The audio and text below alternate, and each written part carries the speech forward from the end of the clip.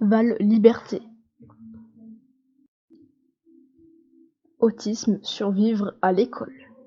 Il y a chez un certain nombre d'enfants autistes cette connaissance extraordinaire de beaucoup de choses, mais la difficulté à les formuler de manière socialement, je vais dire, attendue. Puis il y a aussi mille et un petits trucs et astuces que les profs doivent connaître. Par exemple, ne pas mettre l'enfant autiste tout au fond de la classe quand il a un problème d'audition. Les enfants autistes ne sont pas plus sourds, j'allais dire, que la moyenne, mais il y a un problème très fréquent de savoir distinguer la parole du bruit de fond. L'idéal serait plutôt, par exemple, que le jour de la rentrée, quelqu'un lise une petite lettre.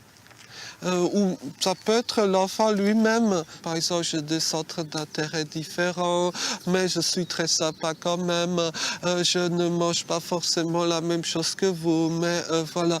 Donc on peut imaginer ça. Et puis aussi que lorsqu'il y a une situation un peu délicate, des adultes un peu interviennent pour rétablir un certain nombre de petites choses.